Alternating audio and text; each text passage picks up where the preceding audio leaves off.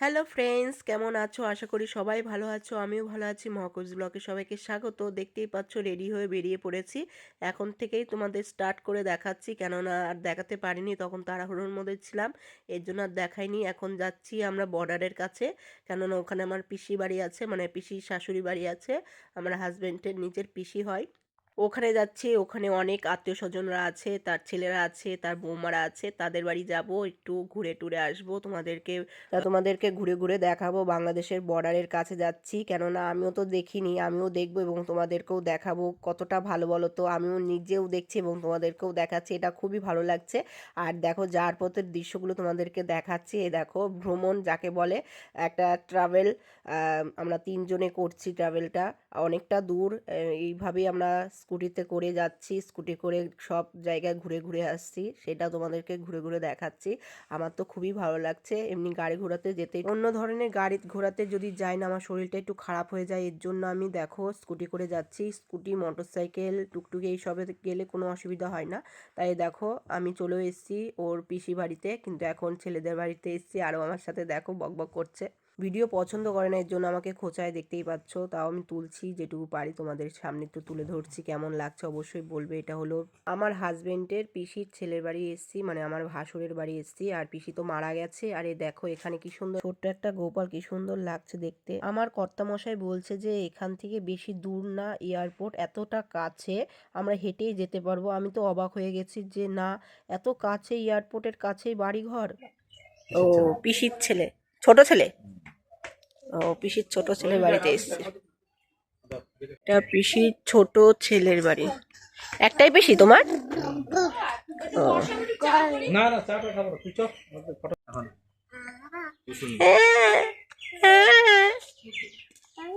এদিকে যাবি এই দিক দিয়ে না কোন দিক দিয়ে যাবি এদিকে আয়, এদিকে আয়। ওই যে ওই বাড়িটা না, ওই বাড়িটা।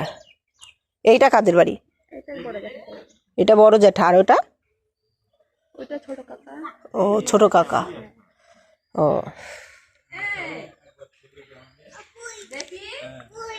কোথায় বলি এই সাইকেল এই তোমার সাইকেল। ওরে বাবা,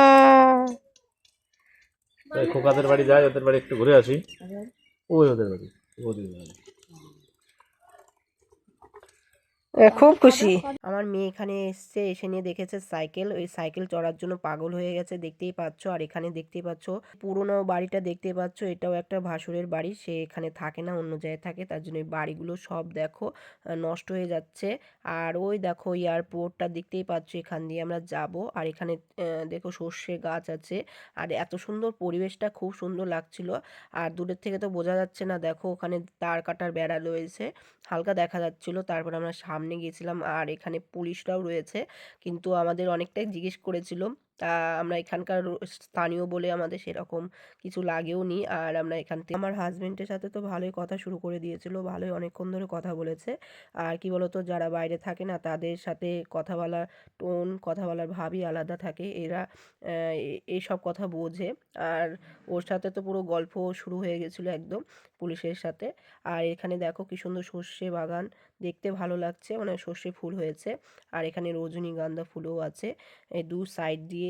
আর বলছিল ওদের এখানে জায়গাও আছে, জমিও আছে। আর ভাসুরের মেয়ে, মনে করো আমারও ভাস্তি হয়, সেই ভাস্তি আমাদের দেখাতে নিয়ে গেছে। বাংলাদেশের বর্ডারের কাছে আমি চলে এসেছি, আর এখানে বাংলাদেশের বর্ডারটা দেখতে পাচ্ছি। আর এত ভালো লাগছে, পুরো কাছে চলে এসেছি, বনগাঁ একদম কাছে। আর পাশেই আমাদের মনে করো পিসিদের বাড়ি। আর ওদেরও জমি বাংলাদেশের ওই সাইডেও আছে জমি। ওরা এখান থেকে আধার কার্ড কিংবা ভোটার কার্ড দেখিয়ে ওখানে যায়, ওদের জমি টমি আছে, ওখানে দেখাশোনা করে। আর এখানে দেখো পুলিশরা শুয়ে বসে রয়েছে। আর আমি ওখানে সেভাবে তোলা হয়নি, তুলিও নি, কেননা ওরা না করছিল। ওদেরকে বাদ দিয়ে বাংলাদেশের বর্ডারটা আমরা ভালো করে ভিডিওটা করেছি, অবশ্যই তোমরা দেখবে, ভালো লাগবে। আর এতটা আনন্দ হচ্ছিল যে বাংলাদেশের বর্ডারের কাছে আমরা চলে এসেছি, আর পাশেই হলো বাংলাদেশ, আর এই পাশে হলো ইন্ডিয়া। এতটা কাছে আমরা রয়েছি, আর তোমাদেরকে দেখাতে পারছি, কেমন লাগছে অবশ্যই বলবে। আমার যারা বাংলাদেশের বন্ধুরা আছো, দেখো বাংলাদেশের কাছে চলে এসেছি, অবশ্যই। হাই ফ্রেন্ডস, দেখো বাংলাদেশের বর্ডারের কাছে চলে এসেছি। এটা দেখো বাংলাদেশের বর্ডারের একটা গেট, এই সাইডের গেট বনগাঁর। আমি এই সাইডে এসেছি, দেখো অনেকদিন পর আসলাম। এখানে আমার পিসির বাড়ি আছে, মনে করো আমার বরের নিজের পিসির বাড়ি। পিসি তো মারা গেছে, পিসে ঘুরতে এসেছি, সেখান দিয়ে একটু বর্ডারের কাছে আসলাম ঘুরতে, একদম বর্ডারের কাছেই বাড়ি। হেঁটে হেঁটে চলে আসলাম। তোমাদের কেমন লাগলো অবশ্যই বলবে, লাইক কমেন্ট শেয়ার অবশ্যই করবে, ঝটপট লাইক করো। ওই দেখো, ওরে বাবা পাকা বুড়ি। আসবে ছোট না মামা, নিজেকেই কোলে নিতে হয়, আবার ও আর একজনকে নিচ্ছে। এদিকে আয়, চল।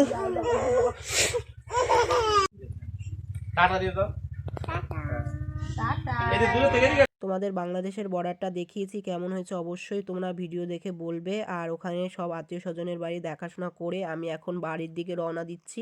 এই যে বাড়ি, দিদিদের বাড়ি থাকবো, মানে বনগাঁর যে আমরা যেখানে রয়েছি, 2 দিন রয়েছি, সেখানে থাকবো। রাত্রে থেকে পরের দিন সকালবেলায় আমরা চলে যাব। একবারে সেই ভিডিওটা দেখাচ্ছি, 2 দিনের ভিডিও একবারে দেখাচ্ছি, অবশ্যই বলবে কেমন হয়েছে। এখানে এসছি, এটা হলো এখানে ভাসুরের বাড়িতে এসছি, একটু ঘুরে ঘুরে দেখাচ্ছি তোমাদেরকে। সব বাড়িতেও সব রকম না, একটু অবস্থা অন্য রকম আছে সবাই, সেটাই তোমাদেরকে ঘুরে ঘুরে দেখাচ্ছি। আর দেখো বাজারে চলে এসছি, বনগাঁ এসে যে দাদাদের বাড়ি রয়েছে, এটা হলো সেই দাদা, তার দোকান আছে দেখতেই পাচ্ছ। তারপর আর দেখাতে পারিনি, সকালের ভিডিও দেখ। হ্যাঁ তুই যাবি যাবি আমরা এখন চলে যাব। হ্যাঁ না না না জলদি ফটাফট রে। ওরে পরিয়ে দাও। মেয়ে কি দুষ্টুমি করছে দেখো, আর ওখানে দাঁড়িয়ে এত নাচানাচি করছে, পড়েও গেছিল, ব্যথাও পেয়েছে। এখনো কুয়াশা, কি দেখো এখনো কি কুয়াশা।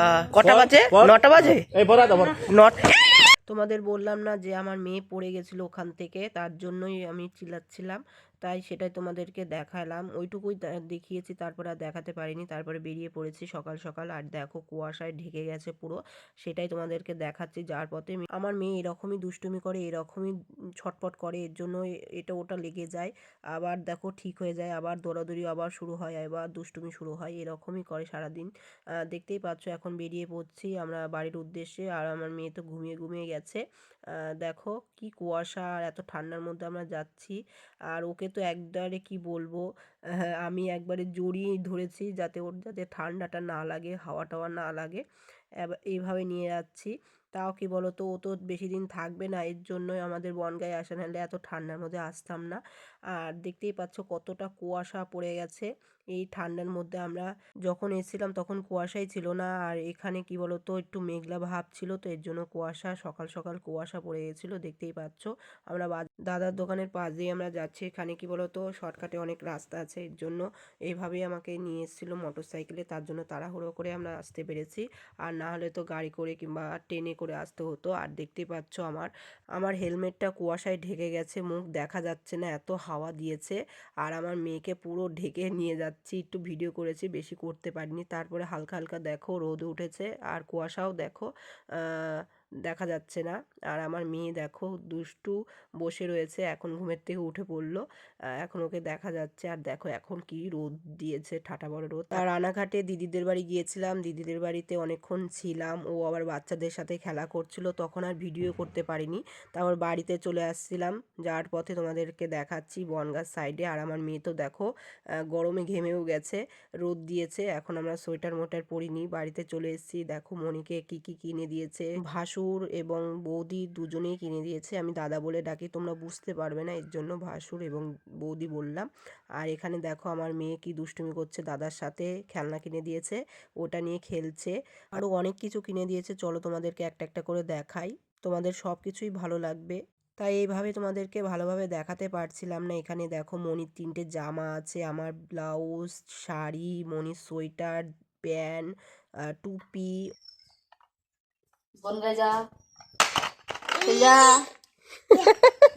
মার মার মার মার, কেমন করে মারে মামা, কেমন করে মারে।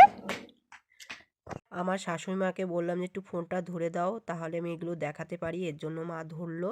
তা যেভাবে ধরেছে সেভাবে তোমাদেরকে দেখাচ্ছে। দেখো আমার ব্লাউজটা তোমাদেরকে দেখালাম, এই জামাটা দিদি দিয়েছে, দিদি দাদা দুজনেই দিয়েছে, এই লাল জামাটাও দিয়েছে, খুব সুন্দর, যাতে গরমকালে পরাতে পারি।